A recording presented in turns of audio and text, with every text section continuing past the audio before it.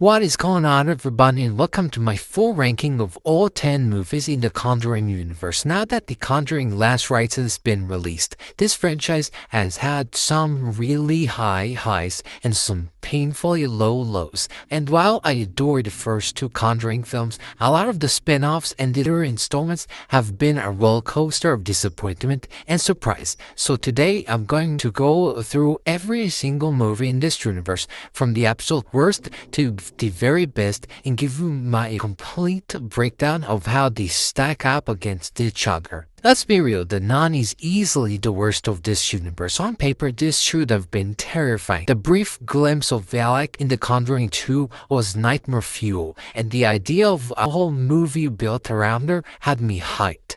But when I finally saw it, this thing was dull as heck. The scares are generic, the story's a slog, and the characters are bland as cardboard. It's basically jumpscare after jumpscare without any real tension or atmosphere. And it makes me mad because the potential was right there. This should have been the scariest movie in the franchise, but instead it felt like a studio-mandated cash grab.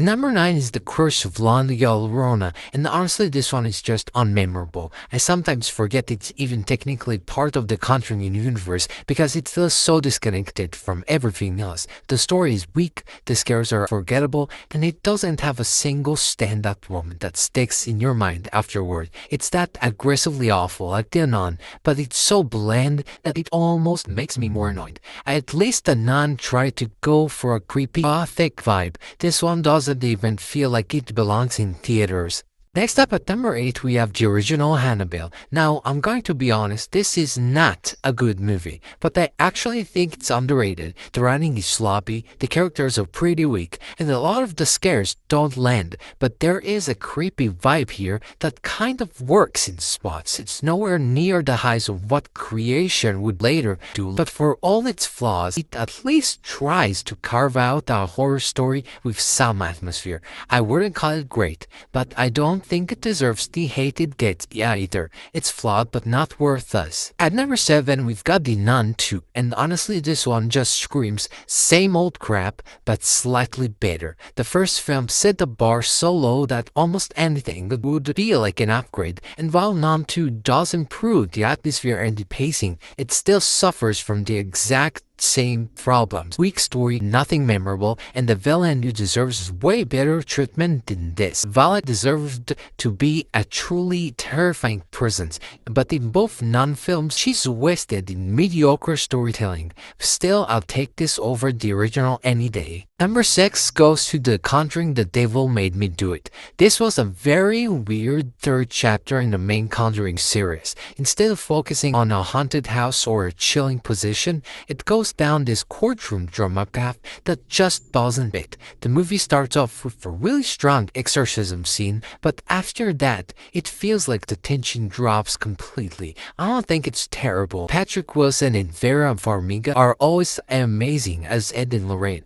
but compared to the first two movies, this feels like such a letdown. It's watchable, but it's also a huge step down from the brilliance of the mainline entries. At number 5, we have the newest one, The Conjuring Last Rites, and this is where things get a little tough for me. Going to it, my expectations were modest. I adore the first two Conjuring films, but I really disliked The Devil Made Me Do It. And since it was the same director here, I was nervous, but I still held out hope that maybe they'd turn it around and give us a satisfying finale, but the result, pretty mediocre. On the positive side, the cinematography looks great, the acting is strong, and once again, Eddie and Lorraine are the heart of this universe. Their chemistry and presence elevate even the weaker scripts. Some of the jump scares actually landed for me, and that saying something because I usually hate cheap jump scares. And I'll admit, I love the way they closed the movie out with that wedding. It was a very satisfying and emotional touch.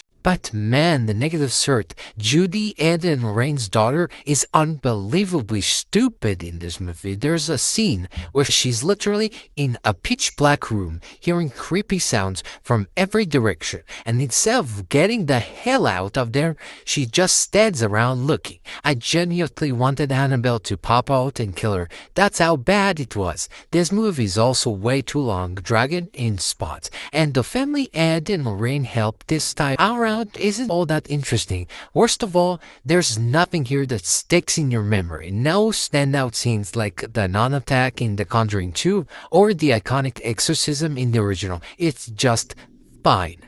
Better than 3, but still not great. A very mediocre end to a legendary saga. Number 4 is Annabelle Comes Home. Out of the Annabelle trilogy, this one is definitely the weakest after Creation, but I still think it's decent. It leans heavily into this haunted house ride kind of vibe, with Ed and Lorraine's artifact room serving as a playground for all sorts of supernatural chaos. It's not scary in the way Creation is, but it's fun, and it has an energy to it that makes it entertaining. I wouldn't call it essential viewing, but it's a solid entry. Number 3 is Annabelle Creation. This was where the Annabelle spin-offs really found their footing. This is a fantastic sequel that improves on everything from the original. It's scarier, it's more atmospheric, and it has that sense of dread that the first movie completely lacked. David F. Sandberg did an amazing job crafting a creepy, suspenseful horror film that finally delivered on the promise on the Annabelle character. Easily one of the best spin-offs in the franchise, no question. Number 2, of course, is the original The Conjuring.